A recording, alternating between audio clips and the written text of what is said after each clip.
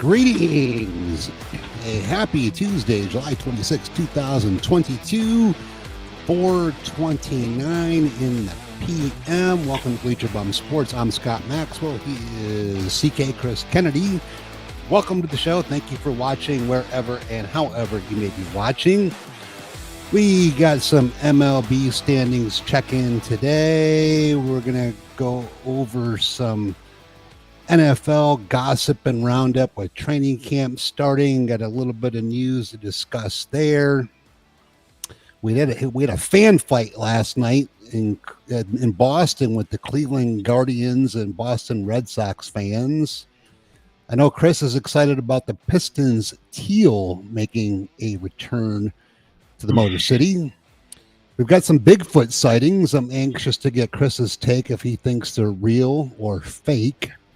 We've got the Mega Millions tonight. I hope everyone got a ticket like I did. You've only got 1 in 300 million chances of winning, but why not lay $4, $2 a ticket, couple bucks on 810 million bones? Why not?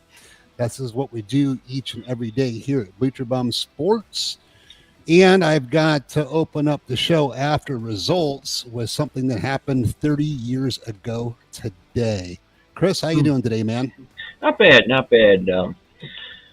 Another beautiful day, great weather, perfect Tuesday. I'm wanting to win that. I'm wanting to win that Mega Millions, man. Could really upgrade Did you get your tickets? 2. Yeah, I only got 2. That's what I bought. That's all I get is 2. I always do 2.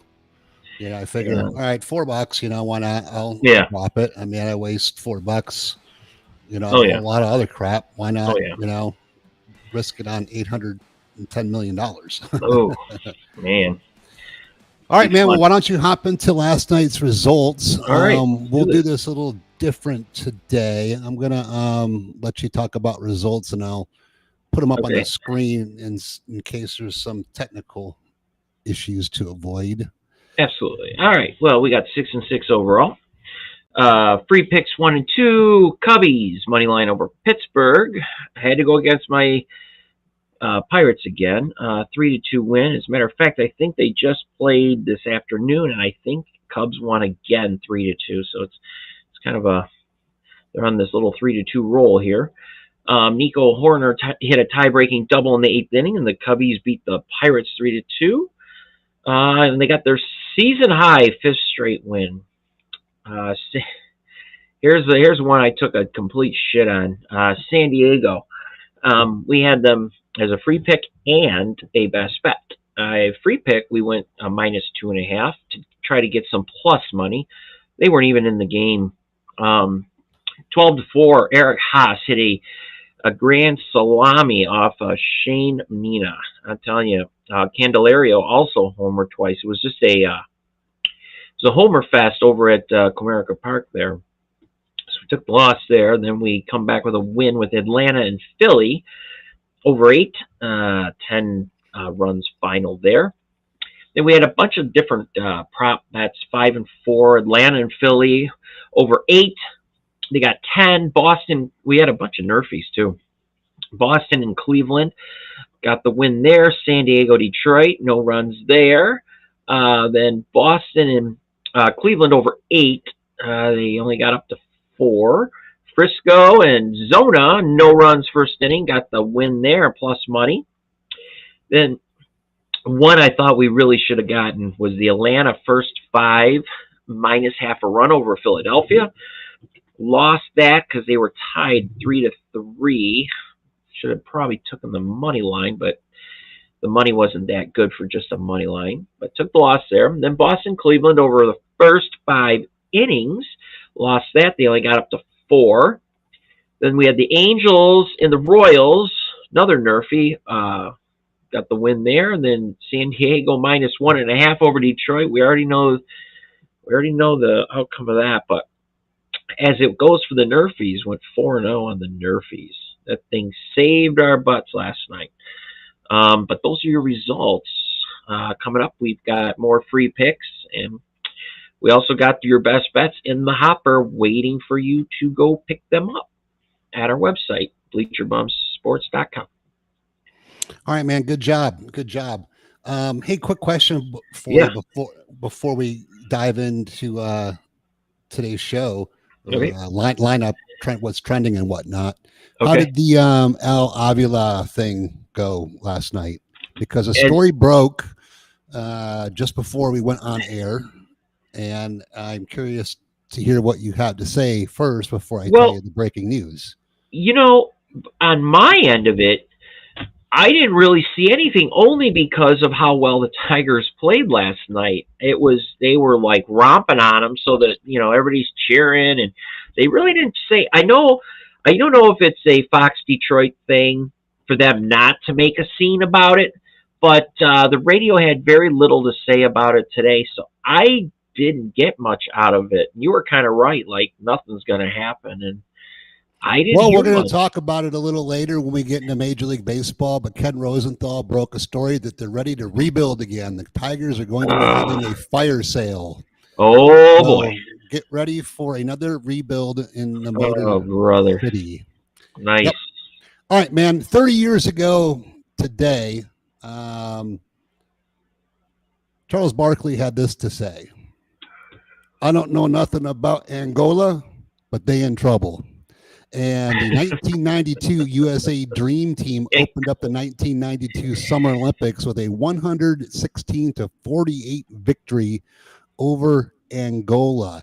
Now, Chris, I think no matter what side of the aisle you're on, whether it's Republican, Democrat, if it's Right. Boston Celtics, if it's Red Sox, Yankees, if it's Cubs, White Sox, I think we can agree that we'll never see anything like the 1992 Dream Team ever again. Never. No, that was I couldn't get really hyped up for it only because of the destruction. There was nothing even close. But yeah, that dream team was. I mean, the reserves could have done that kind of damage. The guys on the bench that normally wouldn't Even be Christian Leitner. Even Christian Leitner. That's the right. He sole was on college there. basketball player. That's right. That's right. He was on there. But Yeah, my only problem with the Dream Team is probably the same as yours, that yeah, Isaiah left off. yeah, But you know what? I mean, Jordan had David Stern where he wanted him. Stern wanted to grow the league globally. yep. He did. And he was like, if Isaiah plays, I'm out. And you weren't Wow. going to do that No. with those players without Michael Jordan. Yeah. And, it's unfortunate. Isaiah was a better player than John Stockton at the time. Yes, he was. He had a better career than John Stockton overall. Yep. He's got 2 rings to show for it, which, bless John Stockton's heart, he made it to Right. 2 NBA finals. But unfortunately for him and the mailman, they came up against Michael Jordan. I know. So that was the only thing that was unfortunate about that. I remember reading that in the Detroit Free Press when that story broke. I think my buddy, the Gandalf's, what do you call those guys? What I call him? Frodo Baggins. Frodo, my album, broke that story, and I was very hot under the collar about that as a young. I think because I think it was like 89 when the story broke, and they weren't going until 92, but they needed to commit 2 years in advance in order to make everything work logistically. So that whole thing's unfortunate. But speaking of going back in time, man, a lot of I shouldn't say a lot. Some people might not know who this guy is. You'll know who he is. I know who he is. But an actor from our childhood, our parents' childhood, passed away today, and that would be Tony Dow, who played Wally Cleaver on Leave It to Beaver. Leave It to Beaver. Yeah. Sad. I mean, he's 77 years old. He's my dad's age. I didn't even realize that, man. He's my dad's age at 77, or my dad's just turned 76, I should say.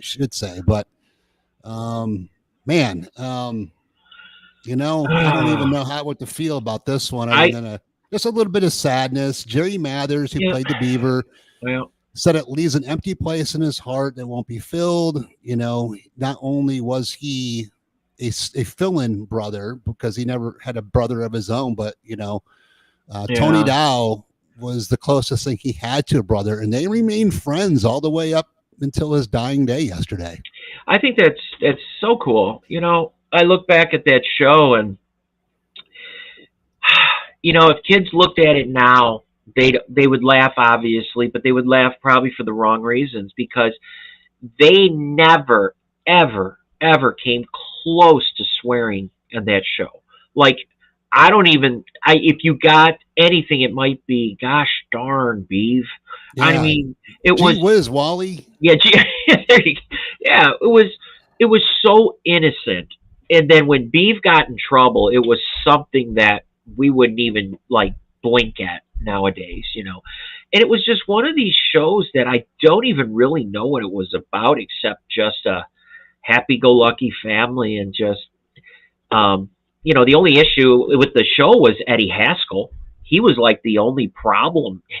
Other than that, it was like this picture-perfect family that had a neighbor that was kind of a goofball. But it was just a clean-cut show. Eddie Haskell was a classic TV character. I mean, he was the ultimate salesman. You know, he told you everything you wanted to hear, and then, well, hello, Mr. and Mrs. Cleaver. Don't look lovely this evening. And then as soon as they leave the room, he'd be like, "Hey, Sam," you know. Yeah, right. Exactly it. You know, just joking around. Had a completely different personality, but he knew how to suck up to the adults. But Mr. and Mrs. Cleaver had his game. They knew what he was all about. They just kind of rolled. They just kind of rolled their eyes. Sure, they did. Yeah, you know what I mean. But I don't know if did you ever see? Now, you haven't seen a lot of movies I've seen, but at least in recent discussions. But have you seen Anchorman? Yes. Oh yeah. Oh, absolutely. Yeah. Okay. I don't know if it was Anchorman 1 or 2, but he had a supporting cast role in one of those movies where, if you remember the scenes, they had it in both movies, where all the news stations got together and had a street brawl and rumble. You're talking about Eddie Haskell? Tony Dow. Oh, Tony Dow. Okay. Yeah, yes. Yeah. Well, I remember the brawl. Yeah, that was hilarious. Yeah, so he was on like one of the news teams. I don't know if it was like Vince Vaughn's news team or like Tim Robbins showed up, and they were like, "No kidding! I did not know that." History Channel's now here, right? And then Will Smith showed up with BET, and that they went over the top with it in Anchorman 2. But I think it was one where he had like a small bit role where he played a newsman in that, and ended up getting his arm chopped off in the brawl or something. When the cops came, he like picked up his arm and started running with it. You know, like so that was Tony Dow that lost his arm. I don't know. I don't know if it was Luke Wilson's character, but I do know that he had a supporting role. He was on one of those news teams. Where the fight broke. Wow, I got to check that out now. Now, just I did not know that. The old YouTube engine and search Anchorman fight or Anchorman 2 brawl or whatever, and they'll come up, and you'll see like in all the different news stations. You know, I think in Anchorman 2 you had Ben Stiller playing the Latin guy. They showed up for the Univision. Right. We hear you. Now it's a fight. You know, we have the blue. Totally racist considered nowadays. Oh, never do that horrible. Today. Horrible. My favorite part in that movie is when he was in the oh my God, my nose is so plugged up. When he was in the restaurant and he pulls out the flute, he's like, "Do you think you could play some flute?" And he goes, "I just so happen to have my flute." And he just pulls it out and does the Jethro Tull Aqualung thing. I don't know why that just cracks me up, but that movie was those two movies, both of them were really good. I liked them. Oh, they were outstanding. Anchorman? Oh yeah. Absolutely outstanding. Absolutely outstanding. All right, let's get into the Mega Millions, man. Oh boy. $810 million tonight. You got a couple tickets. I got a couple tickets. Now, this is freaking badass move. Have you ever ate at a Raising Cane's? No, I've never heard of them. Are they? I've never even. I know they have them on the West Coast. I think it's predominantly a West Coast thing. I used to eat the one in Phoenix all the time. They've got some of the best chicken fingers you've ever had. That's like their specialty, chicken fingers. Okay. They got wings and chicken sandwiches and lots of different things to choose from, but their go-to is their chicken fingers and fries. Absolutely sensational. Well, this guy, the owner of Mega Millions, 50,000 employees he bought tickets for. Yeah. That's pretty awesome, man. You got to working for a guy like that. Yeah. Now again, the odds of winning are only 1 in 303 million. Yeah. Now, for the sake of comparison, the odds of getting struck by lightning at some point in life are 1 in 15,300, and the chances of being killed by a shark are 1 in 3.748 million dollars. Oh, by the way, it's Shark Week this week on what is it, the National Geographic or whatever that is. Shark Week this week, so make sure you tune in. But this guy, according to Fox 11, Cane's founder Todd Graves shelled out $100,000 of his own money to scoop up 50,000 tickets on behalf of all the workers who play a role in delivering the chain's chicken fingers. Oh yeah, they've got great Texas toast too. By the way, shit. But you can sub for coleslaw, but sometimes I'll just get pay extra for the toast. Right, absolutely sensational. That's him there. The massive pool will be evenly distributed to Raising Cane's crew members if any of the numbers end up hitting, which means everyone could walk away with upwards of $16,200 before taxes, a number that would dip to $9,400 if the company opted for the $470.1 million lump sum option. Nice. Pretty cool, man. I got to tell you, I can't. I've worked for a lot of dicks that won't even bring in donuts, and this guy's like, buying your lottery tickets, hoping you get rich and never have to work for him ever again. That is so cool, man. Yeah, you never. So rare you hear this. The most you ever hear is like they get those office pools or something. But for an owner to do that, 50,000 tickets. That's a stand-up dude, man. I never got involved with those office pools when I had an office job. And I've seen these office groups. There was one recently within the last year or so where that office group had been doing that like year after year after year after year, like every Friday or whenever the lotto is, and they finally hit and won. And then there was one person who no longer worked for the company, who had quit like 2 weeks prior or something like that, and then tried to sue to get in on the winnings.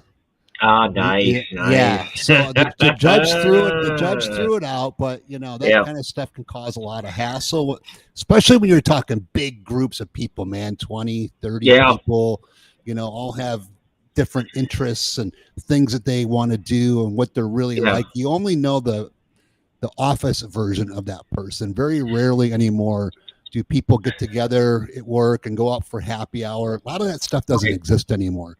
People go to happy hour, but they're going to meet their out of work friends, where it used to be you'd go with your work buddies, your work crew to happy hour after work. You'd hang out for an hour and a half or two.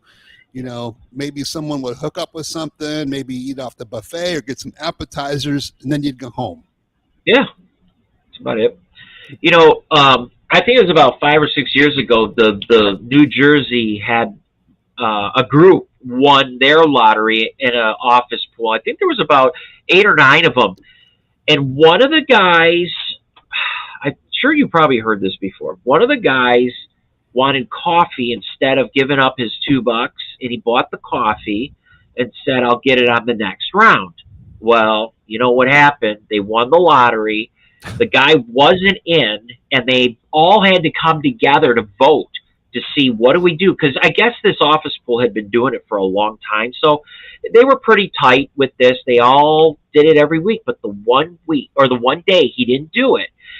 So they said, well, we've all done it. He didn't do it, so they ended up instead just giving him 50 grand and saying, I guess sorry.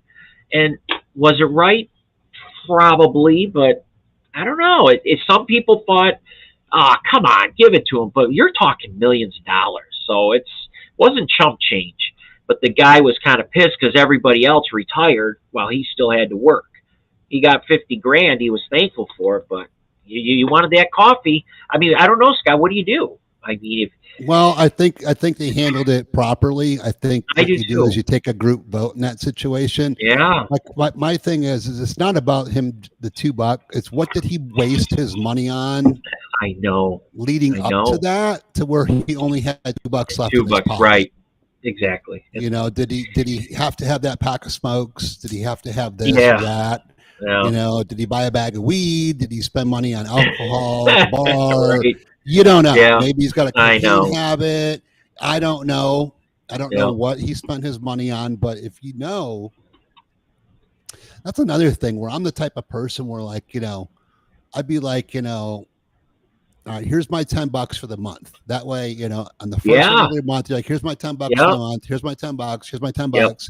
That way you don't have to worry about it weekly. You're just like, I'm paid, or if it's, $100 or 2 times 52 is $104.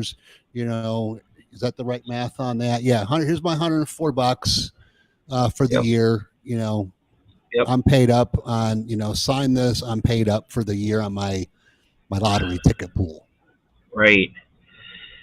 Yeah. Well, I did it once. They handled it correctly. I think. I did it one time for our office pool. I said, I'll run it. I was just trying to be the nice guy. I couldn't collect. At first everybody's hyped. Like, yeah, it's cool. But then it's like, now you're hunting down people for money. It's like, hey, you got your money. Get me in 2 more days when I get paid. Well, then, I'm chasing people. It lasted like a month, and I'm like, I'm not doing this anymore. So that's the right way to do it. Pay monthly, and you're done. Yep. All right, man. Bigfoot, yay or nay? I have my reasons for yes. I don't want to go deep into it, but I do. I think it's another type of teleport type deal, though. They're not sitting up in the woods hanging out. It's just not happening. But I do think we have a way of teleporting. We don't know how, or I just think it's along those lines. Why somebody has seen a Bigfoot now? We've got a couple Bigfoot sightings here recently, and I'm going to pull it up here in a second.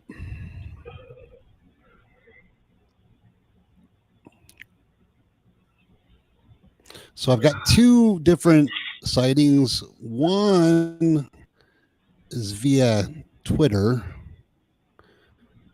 Oh man, it's storming out. My screen is just slow. All right, so there's this one video where here it is. You can tell me if you think this one's real or fake. We're going to go through each one. All right. Now, I believe in Bigfoot. Oh, do you? I thought you had not. I didn't think you believed in it. No, I do. I even think we talked about it before where I was like, hey, boy, this is taking a while. What's going on here? You got storms down there today? Yeah, big time. Big time. All day, actually. I worked from home all day today. Oh, boy. We got some major storms.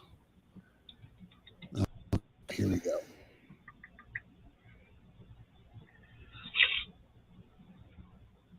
All right. You see the old Twitter machine pulled up here?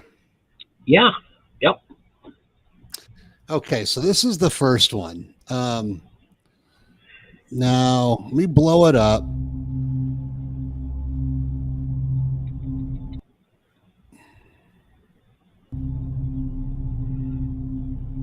I like the music. Come on. It's very suspenseful. It's really slow, though. It's not operating. It's not letting me press. It's not responding. All right, so you see it there in the I do in the see circle, right? Yeah. Now, basically, the video is kind of described. There we go. So that's kind of describes what you were discussing, is where it's kind of like a teleporting of some sort. It's pixelated. You know what, Scott? That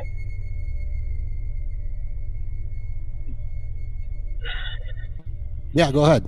okay? No, Or are you reading that? yeah, I was reading it, but no, that's exactly how a lot of reports, as tough as it is for the person to say it, um they say that it's almost like the movie Predator, where it's pixelated. It kind of it's there, and then it just kind of pixelates out. And it almost looks like that's what that does. Now that does look like real trees, and it's just technology is so good now with photoshopping. But wow, look at that. Now, I don't think that's Bigfoot. If it seemed to think me like that was a little bit more fake and edited. okay, yeah. Now I'm open to the possibility that there is a portal or something in that situation. Right. Okay. Yeah, I mean that one there. But I think No. it's had more of a human form than an actual like Right. Bigfoot Yeah. form. Yeah. And I'll show you the next one here in a second. My computer seems to be working a little bit more quickly again. We'll pull this one up. This woman here claims to have photos of a possible Bigfoot. That's an old one in South Carolina, not that one. But she's got this one here, Washington State Trail camera pics by Carolyn Day. She's got a camera out in the woods. Yeah. I just checked my camera that is deep in the woods behind Mount Si in the Snoqualmie Valley. Either there is a Sasquatch in the area or I am being expertly pranked. So you can kind of see it. Oh yeah. Right I mean, there. It's clear there. Okay. So it's not video though. No. It's still images from her camera. Okay. So we're going to talk about that in a second. Is that him? So this is a different one. So this woman, Carolyn Day, she's got one of these cameras like my dad does, out in the woods for, hunting and baiting, deer and stuff like that.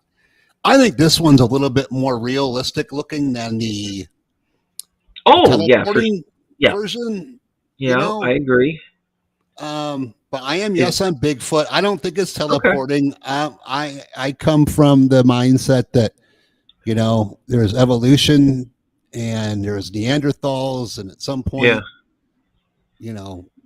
humans that we are now had sex with Neanderthals. Sure. You got a lot of sick bastards having sex with animals, things of that nature. I'm convinced that there was an offspring of some sort that went sideways, and I think there's multiple Bigfoot, to be honest with you. I don't think there's just one. I think there's multiple Bigfoot. Yeah. This guy here, Mississippi man, shares his experience of Bigfoot, and he says he was face to face with Bigfoot.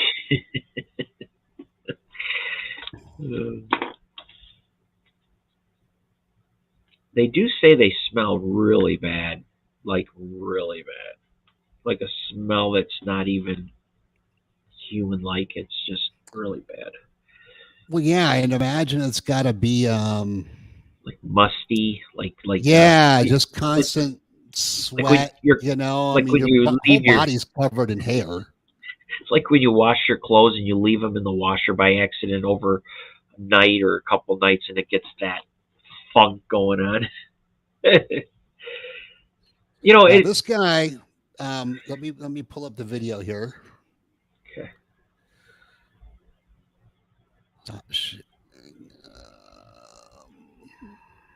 this page. Go to the next page.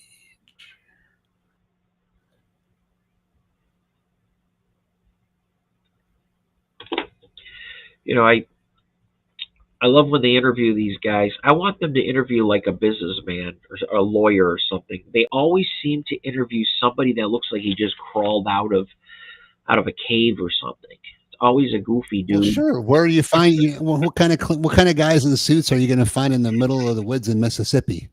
Well, where there's Bigfoot, or up in Portland, up in the woods in northern Washington, or you have you got the weird guys up there, but. Let's listen to this guy's story. Well, usually about this time every Wednesday, Walt Grayson, he has something to say from the Mississippi Moment Corner. Well, Walt is out today, but he has a story that he doesn't want to wait until next week to tell us. So, Walt, what you got? Yeah, I'm just a little under the weather today, but I think I'll be okay. It's not anything serious, anyway. But this story's just too good. I didn't want to wait. I was down in Natchez end of last week, interviewing a couple of friends of mine, Jimmy Allgood and Brandon McCraney, about a Bigfoot birthday party that they're throwing this November for the 300th anniversary of the first sighting of Bigfoot on the North American continent, and it happened near Natchez. Well, in the process of doing the story, I interviewed Robert Cloy. Robert Cloy has seen a Bigfoot. This is what he told me. And I saw some trees shaking, and then I really looked and I could see the silhouette of him holding trees like that. And then when he realized I saw him, he screamed at me again, and that really scared me. Well, we're in the Mississippi River backwater shooting the story, but I wanted to get a place that looked a little bit more Bigfootish, so I stopped by a couple of spots I know on the way home on the Natchez Trace. Now, keep in mind, I had just talked to a person who told me that he had seen a Bigfoot and that the Bigfoot screamed at him. And so here's what I heard in the woods.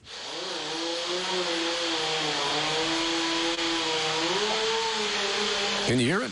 Way, way back in the distance. There's this sound. At first, I didn't know what it was. I really didn't think it was a Bigfoot, but I couldn't rule it out because I just never had heard a sound like that, not on the Natchez Trace anyway. But fortunately, at the end of one of its last yowls, you can't hear it because it's inaudible to the camera, but it went put, put, put, put, put, put, put. Chainsaw. So that's my Bigfoot experience. Now, had it been a real Bigfoot, I would have turned into a UFO, an unidentified fleeing object. Back to you guys. Huh? Jesus. I'm like, that's a chainsaw. And then he comes right out and says it's a chainsaw. No, there was two noises.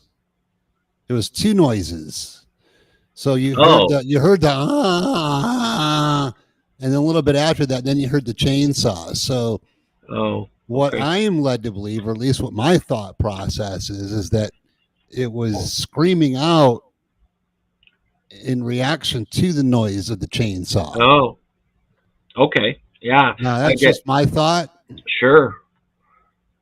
Yeah, I'd have to hear it again, but it definitely sounded like a chainsaw, but the first one, that makes sense,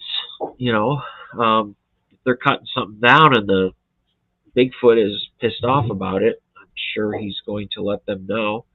But up there, I know, it's like the ocean. We only know such a small portion of the forests.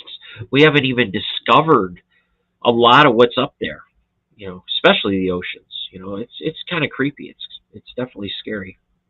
Oh, no question about it. No question about it. All right, man. I know you're excited about this one.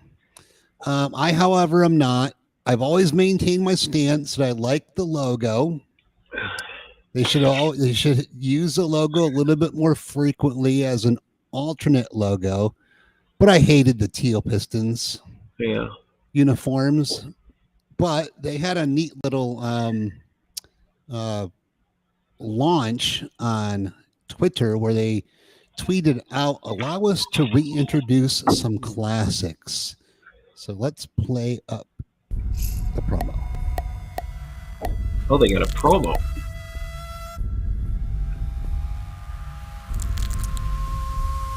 Cade Cunningham from the Detroit Pistons and Pro Teal.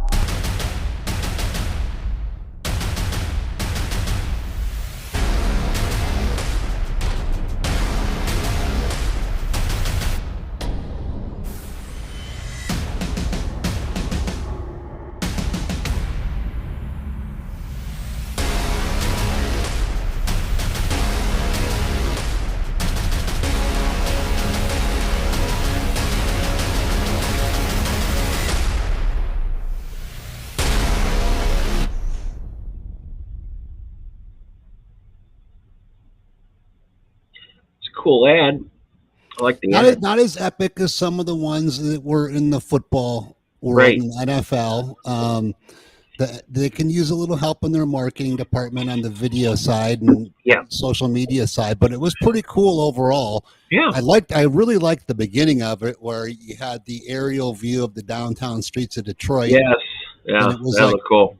Teal. I thought Yeah. that was really cool. The way they Uh-huh. started off with the broad look at the overall look at the entire city, Motor City, and then kind of zoomed in and down on the streets. Then kind of Right. took you right over there to Little Caesars Arena. Yep. I guess Jerry Stackhouse was in town for it last night and was, Oh, wow. was well received for it. Had a standing ovation for it. Really? I always liked Jerry Stackhouse. It's just Yeah. unfortunate that him and Grant Hill were on those teams that were right after the Bad Boys, and they just could know. never. Joe Dumars kind of lingered around. They made it back into the playoffs, after having the downfall of the Bad Boys. Right. And but Grant Hill couldn't stay healthy, man. He had that bad ankle, Yeah. and he found himself traded to Orlando for Yep. some schmuck named Ben Wallace we'd never heard of before, Yeah. who ended up having a fantastic career in bringing the Yeah. Detroit Pistons a championship ring with a series of runs to the NBA Finals, and I think it Yeah. was like 8 straight Eastern Conference Yeah. championship games they played in. Yeah. I do like the Teal. I think this is if you're going to bring that Teal back, this is the perfect time to do it. Only because they're starting to generate some interest in the making it to some playoff games, and I think if they can, all these young kids can rally and come together like.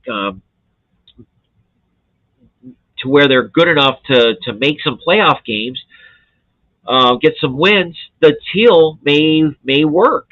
I think if they were still rebuilding and they were still tearing down, then they tried to bring that Teal back, it would be just like remembering what it used to be like. But I think because of these new guys, I think they can kind of slide that Teal in if they really like it. I don't know if it's the color I like or if it's the logo. I love those engines.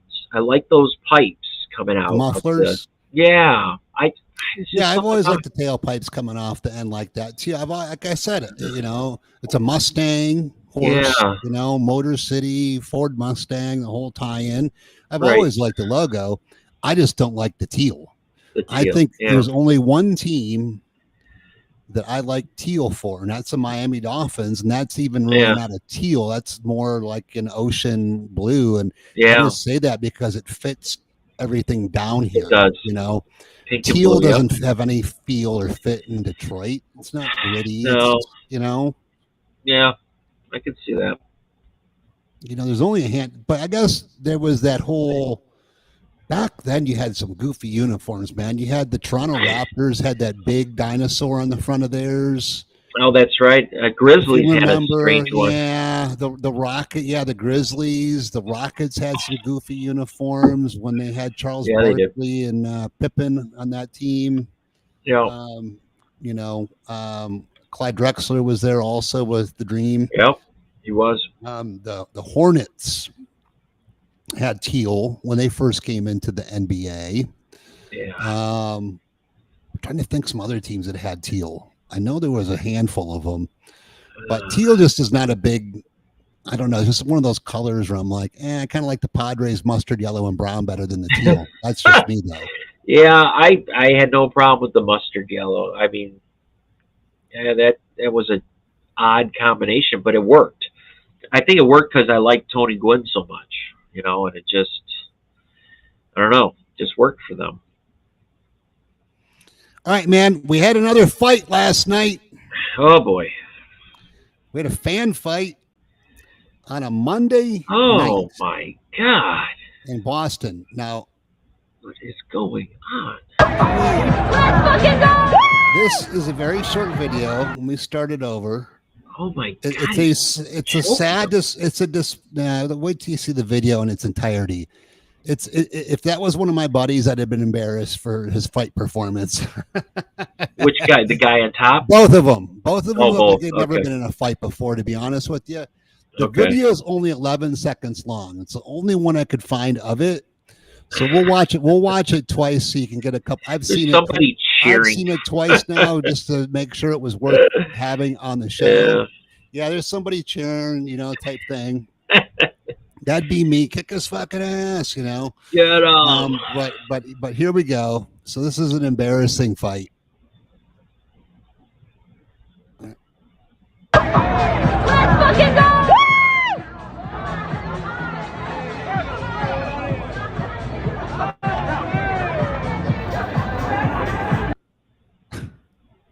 Oh. One more time. Let's fucking go! He wants to choke him right there, and he probably thought twice about it. Like, Well, dude was on top, yeah. and he got a hit about 6 out of 7 punches straight into the noggin, man. Like he was in the dominant position with the guy not only on the ground, Yeah. he had him pinned up against concrete stairs with all the ridges going into your back and body and everything else. And the kid still managed to get off about 7 punches and land about 6 of them. He missed 1. Yeah. But if that kid that was on top was like a buddy of mine and he got kicked out of that game for fighting, I'd be like, dude, I'll meet you outside. I'm staying around this fucking game. I'm embarrassed to be walking out of here with you. That's a display. Like you don't only go and get into a fight, you assume the dominant position and then get your ass beat in the process. You deserve to get tossed out of here. You can either take an Uber or wait for us and we'll see you after the game. Right. Yeah, that was very poor.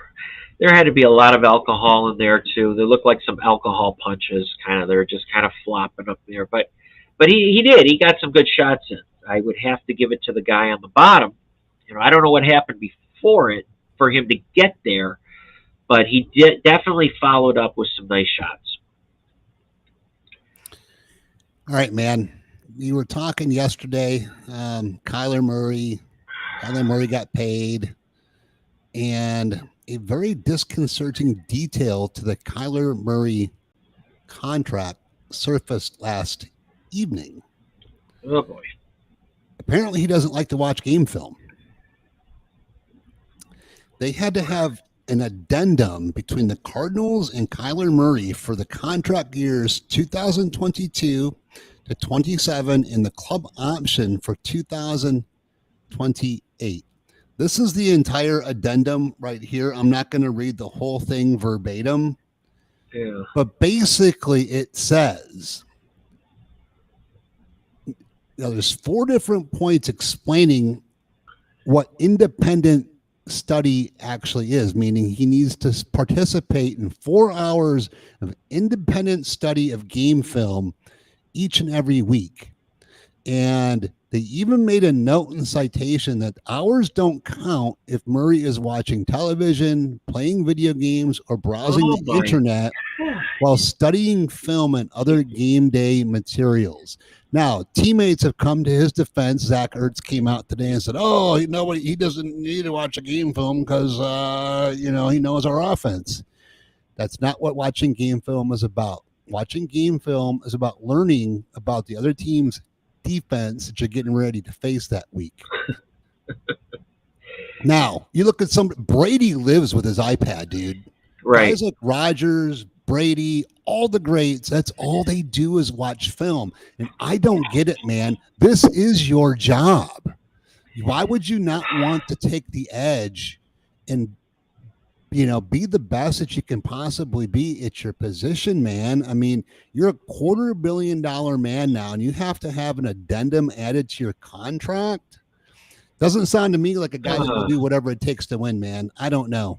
Well, I would like to see how people in their everyday jobs, how it would go over with their bosses if they said, yeah, I'm not going to sit in on the meetings. I don't need to know anything about the meetings. No, It's not going to happen. It wouldn't happen anywhere you work. And you're getting paid that kind of money 4 hours a week to sit in there and just, you don't even have to pay attention. Just go in there, do what you got to do, but just show up. I can't even believe that's in the contract. They're kissing his ass so much. It almost makes me want him to fail and get sacked like this isn't 30 kissing times. his ass. This is protection against themselves. Like in case he starts not watching film and starts jacking off and doing other things and they start losing, they're covered. So if he's not watching game film, man, they could void the contract. Right. Yeah, I just don't get it anymore. These guys are so, I don't know, they're so coddled. Everything's just so, what's his name's the GOAT for a reason. Like you said, he carries his iPad around. He does all the right things. All the greats do all the right things. This guy is just, I don't know. He doesn't feel like it's that important. I don't know. It's sad. That's what I don't understand. Like you have, dude, there's only 32 of those jobs in the world. Yeah. That's it. Yep. And you're not willing to watch game film to be better than you were the week before so you can get that W and actually earn that next big contract. Well, now he doesn't have to worry about the contract, but NFL contract, he got 160 guaranteed. He got 105 guaranteed just for signing. Well, he's getting a lot of guaranteed money, but man, I'll tell you, his teammates, don't think for once those teammates aren't going to be a little perturbed about this. No way are they going to say, oh, he doesn't need to. He'll be fine. Yeah, okay. I guarantee there are some of his teammates that are probably not too happy about this because they probably have to go do their 4 hours. I'm sure they'll have a problem with him not having to. But I don't know. We'll see how it plays out with the Arizona Cardinals. They're loaded up this year. They started off last year like 7-0, 8-0, something like that. Had a serious run to start the season, and then J.J. Watt got hurt like usual, his annual injury, and things started to collapse and fall apart after that. They ended the season, I think, 6-7 or something. Right. Something like that. But another couple quarterbacks are in the news today. Bad news for the Cincinnati Bengals to start the season. Joe Burrow had an appendectomy today. Apparently, he had appendicitis and his appendix burst. According to ESPN, a timetable for the procedure remains unclear, but it was likely to be within the next 48 hours, according to Ben Beatty. The NFL Network was first to report news of Burrow's impending procedure. Cincinnati's veterans reported to practice Tuesday ahead of the team's first official training camp practice Wednesday. The medical situation comes during the acclimation period of training camp. Teams are not permitted to have line contact through the first 5 days of camp, according to the collective bargaining agreement between the league and the players' union. Cincinnati coming off its first AFC championship and Super Bowl appearance in 33 seasons. Last year, Joe Cool completed 70.4% of his passes for 4,611 yards passing with 34 touchdowns and 14 picks. Now, Chris, I bet this is a guy who's going to spend his time wisely while he's in the hospital and watch game film. Watching film. Yeah.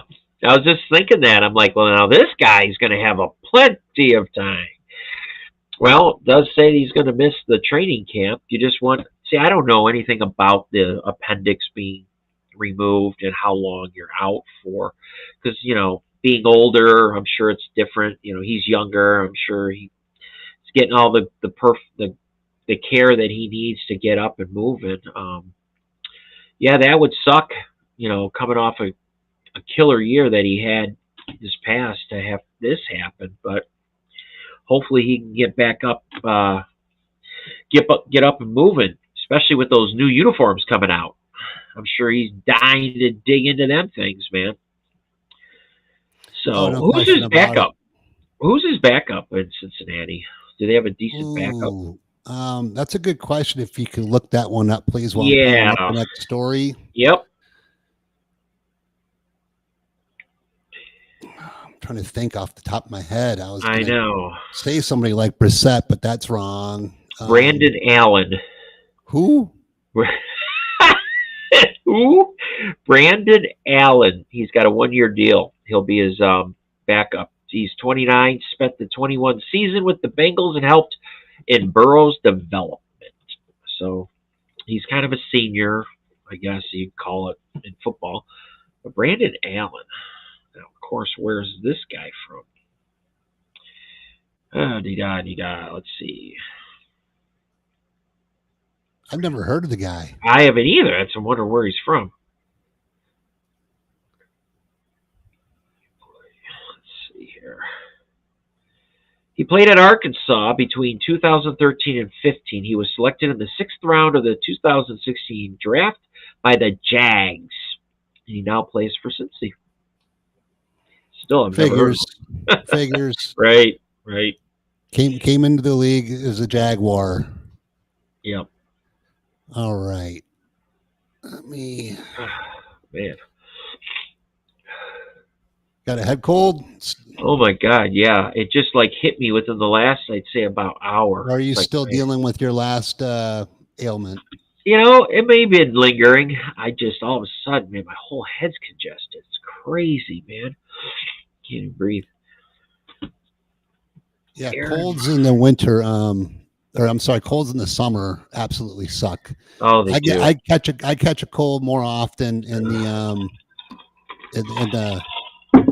winter. I'm sorry, the summer than I do the winter because of getting rain down, the air conditioning, this, that. Right. The whole shebang. All right, man. The Packers, Aaron Rodgers reported to camp today. Did you check this one out? Aaron Rodgers. Con Air look. No, I did not. Let me see what he looks like. I'm pulling it up right now. Gonna play the video for you. Oh boy. All right. Let's see. Where is he here? There he is.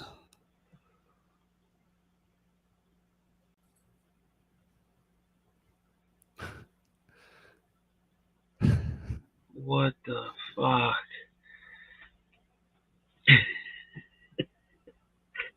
I don't even know what to say to that.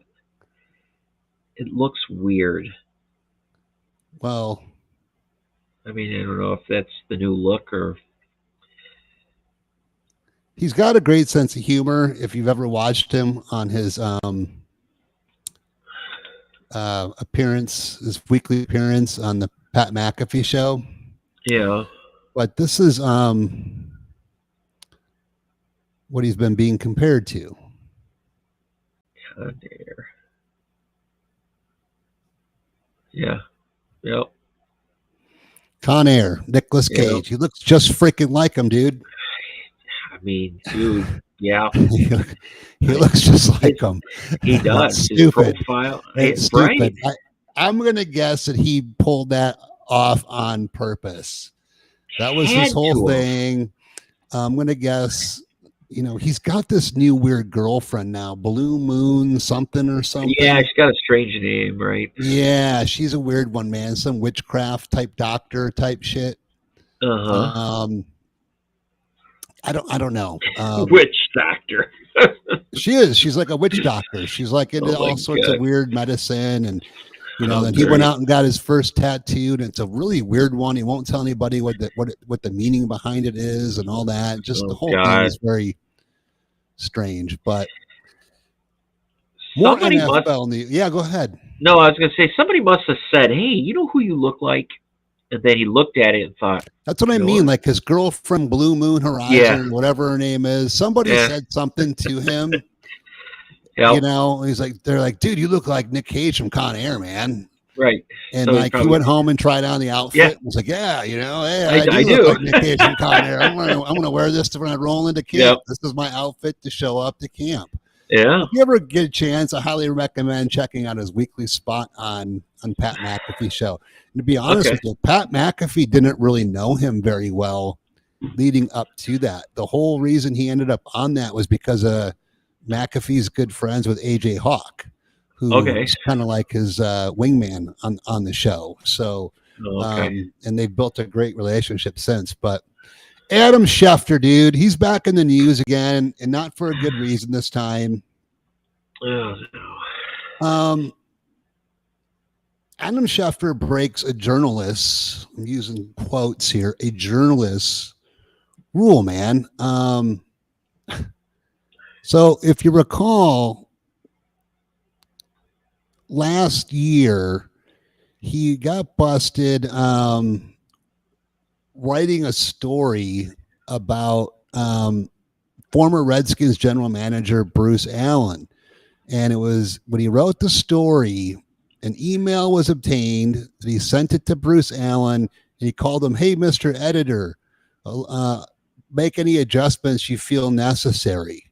Dude, you're allowing these people. You were talking about how, before the game, that there was no news on the Tigers Al Avila thing last night. And this is exactly why.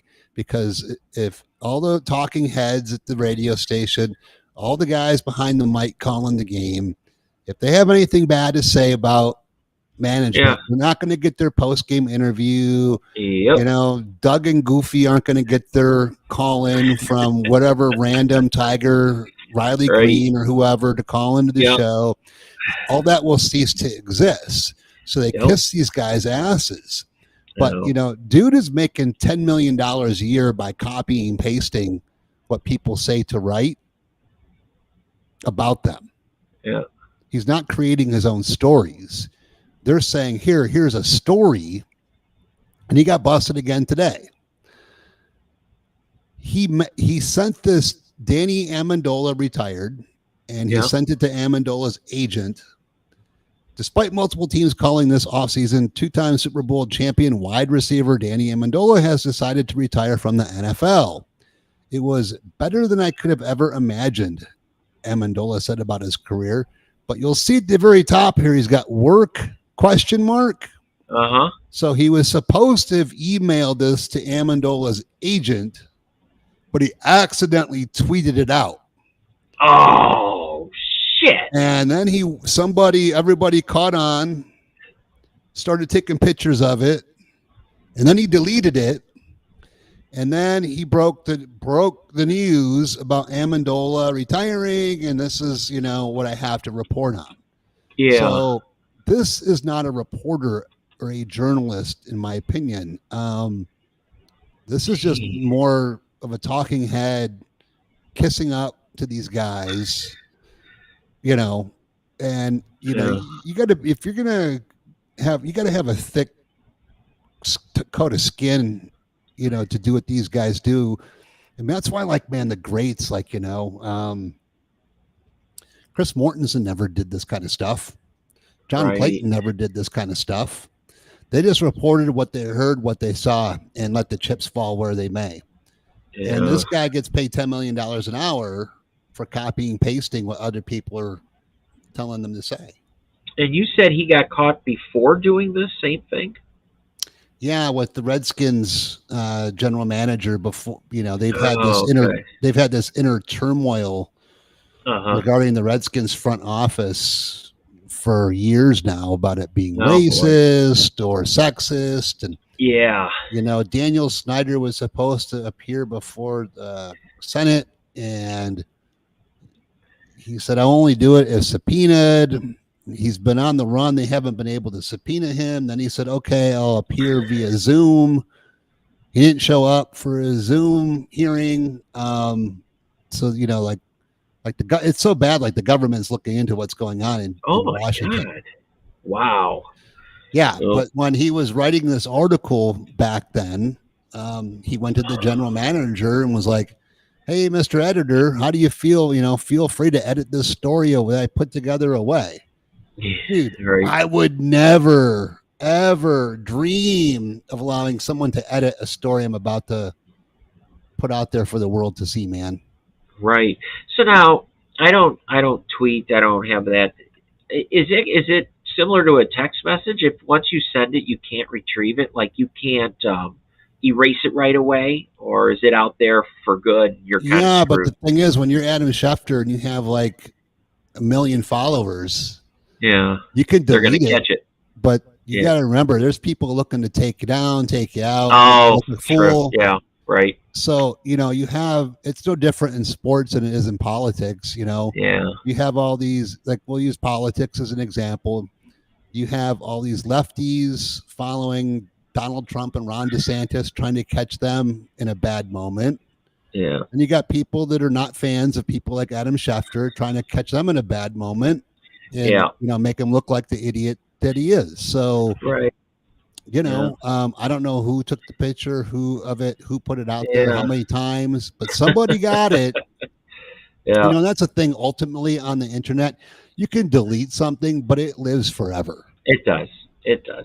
I've always told my kids, once you hit send, it's over. They're like, well, I can erase it. No, listen, No. I'm just telling you, think about it before you do it, because once you hit send, it's over, man. And it's out there for forever. No matter how often you think you're deleting it, it's somewhere. So think twice before you do it, man. But I don't know. It reminds me of Biden just the other day when he was reading off the teleprompter. He's reading exactly what the teleprompter said, and it was the teleprompter telling him Right. what to do, What and to he's do. reading. Jesus, it's like, oh my God. End quote, repeat line. Yeah, he's just staring at it, and what's her name's behind there going, oh my God, somebody shoot me right now. Don't even get me started on those people. I can go on and on about that all night. I know. All right, man, let's jump into the speaking of a mess and a disaster, the Detroit Tigers. Yeah. We had high hopes for the Tigers this season to, we did. maybe contend for a wild card. Maybe a third place finish would have satisfied the masses. Maybe finishing 500, something like that. But they're abysmal, man. This is a very long piece. But I'm just going to jump into the highlights here to get started. The Tigers are 26-42, 11 and a half games back out of first place in the weak AL Central, and they're far from ascending. Injuries are not solely the reason, even though emerging star Tariq Skubal is the only member of their opening day rotation who is not currently on the injured or restricted list. If anything, injuries are to be expected for a team built around young pitching. Yet the Tigers sunk to a low point last Wednesday when manager A.J. Hinch, despite operating with a 10-man bullpen, concluded a 13-0 loss to the White Sox by using 3 position players to pitch. Now listen to this one, Chris. Frankly, the Tigers hitters cannot be less effective on the mound. I've asked you several times, why have they not fired the batting coach yet? Well, here you go. They cannot be less effective on the mound than they are in the batter's box. For almost midway through the season, they're performing at a historically futile level.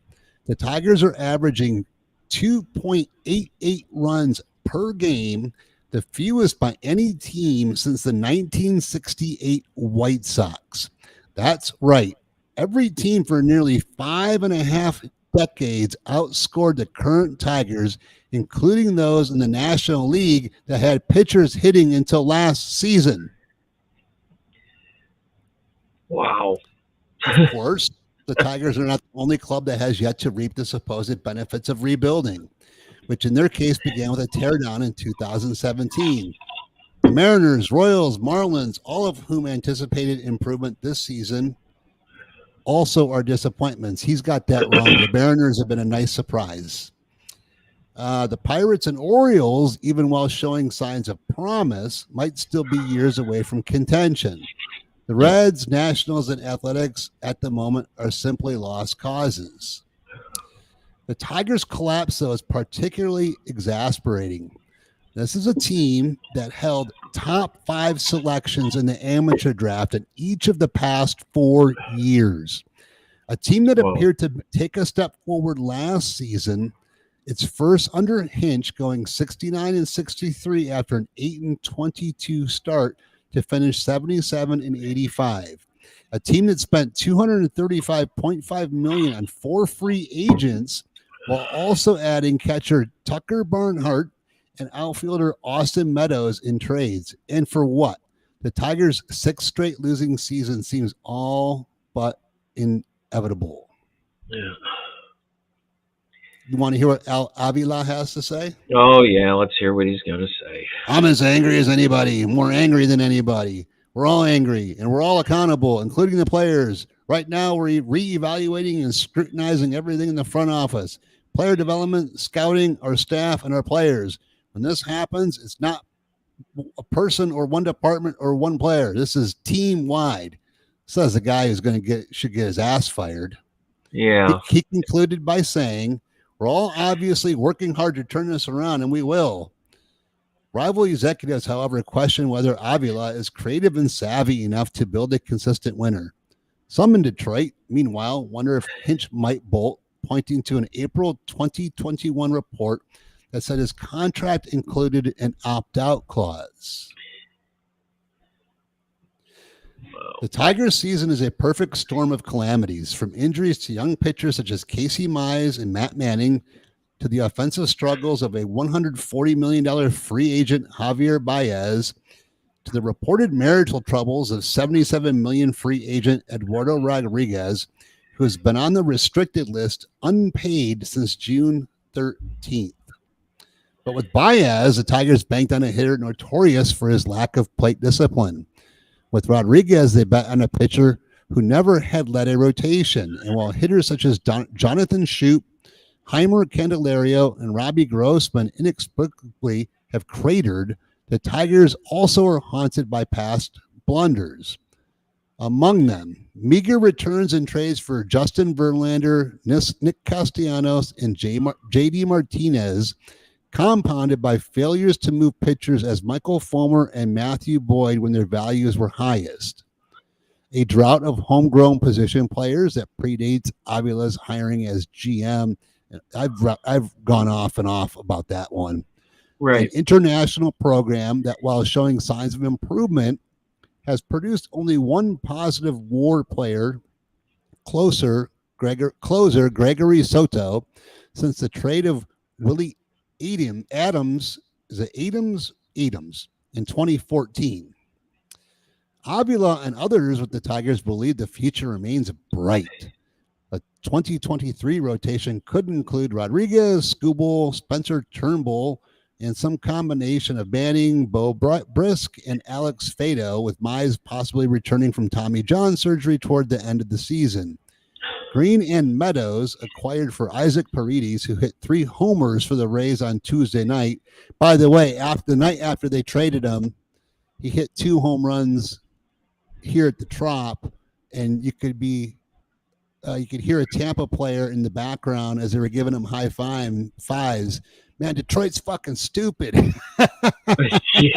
Right. Likely will be 2 of the starting outfielders. Torkelson, though he soon might require minor league demotion. Well, he's already been demoted. Will be at first, and Baez at short. On the flip side, catcher remains a position of uncertainty. The Tigers also will need to figure out whether to stick at second with Shoup, who is signed next season for $7.5 million, and at third with Candelario, who is earning $5.8 million. It would appear a strong candidate for a non-tender offer. The team has $84.65 million committed next season, and after the expiration of Miguel Cabrera's contract, that number drops to $51 million in 2024. All right, this article goes on, man, and it's just going to make me more and more frustrated. But something has got to give. I'll be really pissed if they break the whole thing down and have a fire sale and start over. Well, God, Scott, I can't even tell you what names are out there that would even be worth keeping, including the front office. I mean, I know it sucks, but I can't even tell you who would be good enough to keep. The team is absolutely garbage. You Um, can't allow Al Avila to make these decisions and no, choices no, he's because got to. you'll end up with a Stan Van Gundy situation Yeah. where they do a trade for Blake Griffin and Oh blow the no. whole thing up and then ruin you Yeah. for the next 5 Yeah. years. You got to Yeah. tell him you're not going to do this, you're not going to do that, Yeah. and then let the next guy come in and let him Right. make Right. Right. decisions and choices. Yeah. No, they've got to get him out of there and let somebody come in, reevaluate, and then if he thinks, yeah, this is this would be what the new guy thinks, we need to kind of gut it again. I guess I don't know, Scott. It's so bad. You look. I was just about an hour ago. I was looking at their lineup, and I was trying to see what going over last night's debacle with San Diego, and I'm just like, these guys are just no names. They just got hot one night. San Diego tonight should come in and just clean house. I mean, they're a much better team. They got way better players. Tigers just got a few key hits, and to make it look worse than it is, but they are not that kind of team. They're going to continue to suck, and they need to get rid of that. Pretty much the front office. I mean, he can act like he's all pissed off. Well, he's got to. He's got to be acting like that, then going home going, oh my God, I survived another day. Yeah. God, trouble in the I don't know D. when his contract runs up, but don't feel bad for the guy. Oh God, no, I don't feel bad for him. The guy's paid big time. All right, man. It's been a minute since we did a Major League Baseball roundup and standings roundup, and I decided to pull up the standings via ESPN today because I like how they have I like MLB.com's standings, the way the screen itself looks. But I like how they've got over here to the right, how they've got the differential, the streak in the last 10 all together. Yeah. Everything's nice and tightly fit. So this makes it easier for me to read rather than on MLB.com. You got the differential in the middle. Everything's kind of different and spread out. Everything right. The unimportant stuff, home and away, total runs scored, run average is in the middle. Right. But the important stuff is on the bookend. So it makes it a lot easier for the eyes to view. Oh, yeah. Oh, yeah. But there's the Yankees in the AL East, man, still cruising. Yeah. 66-31. I still say they're going to get to 100 wins, even though they're only 5-5 in their last 10. Yeah. The Blue Jays have caught fire since they fired their manager. That seems to be the thing in Major League Baseball this season. When you fire a manager, you catch fire. They're 8-2 with a 6-game win streak. The Tampa Bay Rays 6-4 in their last 10. They've now lost 3 in a row. The Red Sox, who were on fire leading into the All-Star break, are now just 2-8. They've floundered over the weekend in a 3-game set. They had a run scoring differential of -46. It was the worst run scoring differential in a 3-game set since 1900. Yeah. Then the Orioles still hanging around, man, 48-48, right at 500. They're 6-4 in their last 10. Dude, every team in this division at this moment seems playoff worthy to me. They do. God, I guess the only one that surprises me there is, I guess, it used to be Baltimore making their run, but now it's Boston. The way they're just kind of falling apart here. Shit. Well, I just pulled up the wild card standings. This is another reason why I like ESPN's, because you can click from standings to wild card. Yeah. So I just switched over to wild card. You got Toronto, Tampa, and Seattle. So you got 2 of the 5 positioned for wild card. You got Mariners coming in at the 3rd slot for the wild card. Yeah. Then you got Cleveland, Boston, and Baltimore, and then Chicago. They haven't caught fire. They are 7-3 in their past 10. They're playing better, but I don't have any faith in them to finish strong. But you got everybody got those 4 teams right there jumbled up, man. And again, 2 of them are from the AL East. Yeah, and I think that's what we talked about before, is that the AL East is going to be the Mac Daddy in the American League. Is it possible that you could get 5 out of the East? Could that happen? Well, no, because you only have you've got 6 playoff spots, 3 are division winners, and then 3 wild cards. So, no, right. So one would be out. You're right. Yeah. You're right. Okay. Yeah. Well, I'll tell you what. Even if you're in last place in the East, you have a shot. It's crazy. You do. It is really, really crazy. If you finish, you could finish in last place and be like, "Oh man, we missed the wild card by a half game." It's so stupid. It's crazy. But yeah, it's I don't know, man. Boston's, yeah, I mean, that's my only surprise there. Baltimore's kind of coming back down to earth. But I don't know. I tell you, it's exciting. I love watching the East, man. They are really they're fun to watch. See what happens. Over in the Central, nothing seems to really change.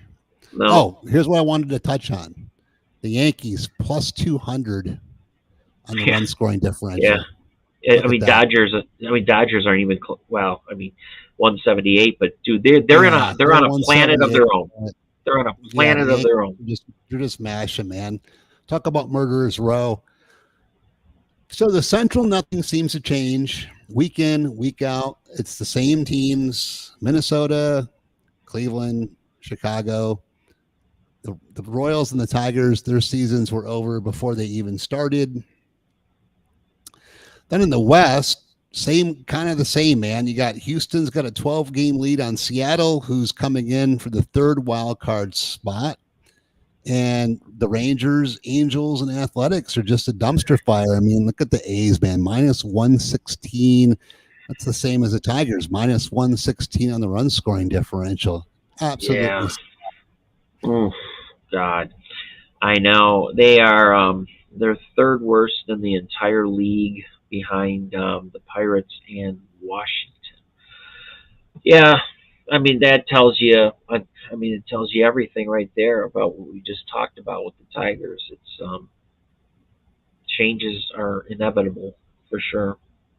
But yeah, nothing's changed. Minnesota's kind of cruising along, Cleveland hanging, and the White Sox. You know, the White Sox were favored to win this Central. I mean, 7-3 in the last 10. I mean, they're quietly moving up. They're at 500 now, so I wouldn't count them out, Scott. I wouldn't count them out. I'm counting them out, man. Anytime Tony La Russa makes the moves, I knew you were going there. I knew you were going there. They're done. They're done. I'm counting now. Them out. Now, we've also talked about this real quick before you make your point. Yeah. We've talked about how the White Sox are like this favorite each year, every year for like past 3 or 5 years. Yeah. They amount to crap. I know. I just don't have faith in the White Sox to do anything. Question: does this save his job if he makes the playoffs? La Russa? Yep. I say he's going to retire at the end of the season. You went that way. You went the safe way. That's probably right. That's what I was thinking. If they do, he's going to retire. Yeah, it's time. Well, you know, he's got a whole other career. He's an attorney.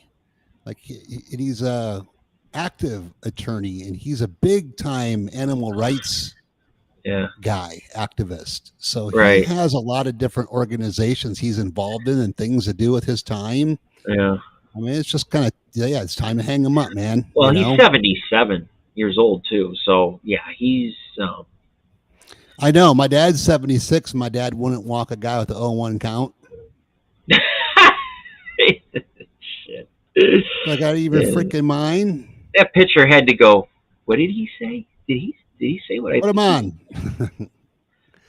All right, man. Over in the senior circuit, the National League. Ooh. The Braves have come on.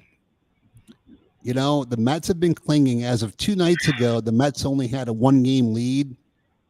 The Mets offense was floundering. In their last month, they're at every offensive category. They're worse than 25th in the league overall. Every offensive category. They've only got a plus 82 run scoring differential, but the Braves are right there, man. They're both 6-4 in their last 10. Braves are just 2 games back. Now in the National League wild card, that's good for the Braves to be leading the wild card race with the Padres and the Cardinals right there. But there's my Phillies hanging in, man. Just a half a game they back. are.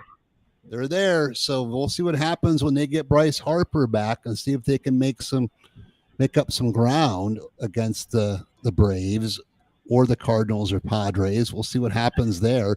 So the National League and the American League wild cards at this point seem to be the most exciting races we really have going on at this point, next to the Mets and Braves. I have a question for you. Yeah. Pick one out of each league. Give me your dark horse as it stands right now. You can't pick one of the top 3, but which one's hanging kind of around the area of making the wild card? Which one do you think can sneak up? Phillies. I've been on the Phillies bandwagon all year, man. I just think they haven't been able to put it together yet. If a team, can you go back to the wild card standings? Yeah, let me see that again.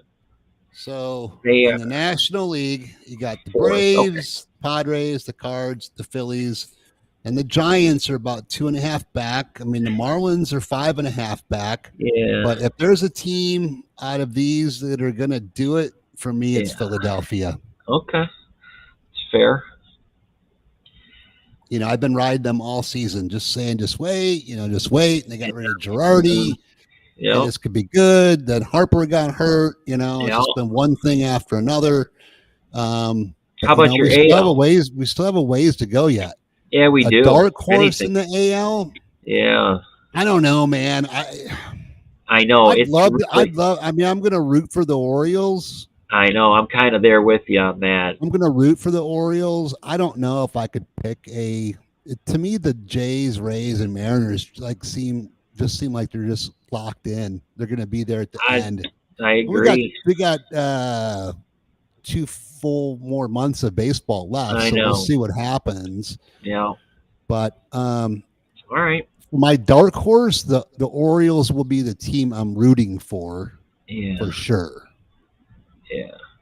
I'm with you on that. When all these teams are plus on the run scoring differential, yeah, that tells me then, but look at the difference in the wild card from the American League to the National League. You got the Jays, who have the first slot with a plus 54. The Braves are at plus 74. Yeah. Then you got the Rays and Padres both at plus 24 in second. Yeah. And this is a weird one. You got the Mariners at plus 29, but then you got the Cardinals at plus 61 as the third wild card team. Right. And then it's all just kind of starts to drop off after that. You got the Phils, the Giants, and then it's just garbage after that. Yeah. Then over in the Central, it just doesn't change, man. The Brewers, it seems to be always, it's just like the Mets Braves a little bit. It just seems to be Cardinals are hanging around, 2 games back. Brewers continue to roll. Now they're both only playing 500 ball roughly out of their last 10 at 5-5 for the Brew Crew and 6-4 in their past 10 for the Redbirds of St. Louis. Right. Both have a 1-game loss streak, and they seem to be matched up both home and away relatively. I mean, they're kind of like identical teams almost. Is there a bit of hope for my Pirates or no? No, we just pulled up the wild card, and they didn't even. They didn't even register on my radar, to be honest with you. Yeah, I said it more of as a joke. I'm just mortified. They're third from the bottom of the barrel in the National League overall. Yeah, they're 2-8 in their last 10. Oh my God! I don't know. As they say in Detroit, better luck next year. Go get them, Tigers. All right, man. National League West. This one will be quick. The LA Dodgers. Plus 178 run scoring differential. They continue to cruise. They're 8-2 in their last 10. So right. There. And then the Padres and the Giants are, doing battle with the other teams we mentioned for the wild card spot. Yeah, solid. Now we just had the All-Star game, we're only that was a week ago tonight, so we haven't had a whole lot of baseball since. There was no games on Wednesday. They didn't get back into it until Thursday. So It's only been a series or two played since coming out of the All-Star break. So we'll see how things continue to go over the next 2 months. But, this is when I start getting really interested in baseball. Now it's time to start paying attention. Yeah, now it's fun. Yeah, this is the fun time. Yep. Speaking of fun and speaking of baseball, man, I'm going to pull up tonight's free picks. Why don't you tell everybody how they should invest their money tonight, dude? Well, we just got done talking about our Seattle Mariners, who are playing some good ball. Now, Texas is they're down the charts a little bit, but they are in the plus run differential, and we love to see that. But tonight, the Rangers continue to underachieve with a subpar pitching staff, and Dane Dunning has allowed 13 hits and 7 runs in his last 7 innings. George Kirby has allowed 13 hits and 3 runs in his last 11. And the Mariners remain one of the hotter teams in the league. We're just going to run with them. We have a little interest in backing the Rangers. Give us the Mariners at the reasonable price. And it's plus money. Now, we could easily take the money line if you feel safer taking that, but let's go for it. Seattle's putting up some runs. -1.5, plus 116. Gotta like. This is... You may be thinking this is a misprint, but it's not. We get the reasoning for either side in this one, but Joseph Gray is one guy that's pitched well on the road over the course of his entire career, and we just don't see Mitch White as that kind of juice pitcher. I mean, Dodgers are juiced massively tonight. We get that this line is based on the public bias of the Dodgers and how the Nationals are just stinking up the joint. We just got done showing you on the charts. There ain't much to talk about. Dodgers are the Dodgers, and they are just racking them up. But I think get ready to blow this entire squad up. The Nats shocked some folks yesterday. Can they do it again? Let's just take a shot at it. I think the pitching it's really close to being even.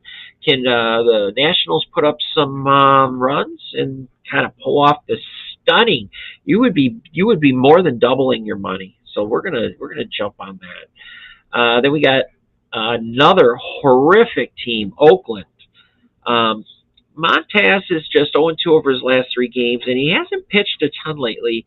That said, in his most recent trio, he has had 3 earned runs in 10 innings on 8 hits and 3 walks. If he can manage a quality start in game 2, and if the bats show up, I think the Oakland can bang out a victory. So we're going tonight with 2, or actually, I wouldn't call it 3, but we'll say they're all plus money tonight. They were games, and we really liked that. Possibly could see an easily 2-1 out of these free. Obviously, we're looking for 3-0, but if we can get 2 wins, we are really in the plus units. So let's jump on these underdogs tonight to make some noise, because it's baseball, folks, and it happens. It can happen any day, any day. So those are your free picks. We got some dandies best bets over at our website, BleacherBumzSports.com. Check those out and the great stories that we have available for you. And that's your picks for the night. Absolutely. And while you're at it, don't forget to give us a subscribe, hit that notification bell so you know when we go live Monday through Friday each day at 4:30 p.m. That's going to do it for tonight's show. Everybody, thank you for watching wherever and however you may be watching. Like CK said, go over to bleacherbumsports.com for as low as $4.99. You can access those best bets. Everybody have a great Absolutely. night. We'll see you tomorrow, guys. Yep.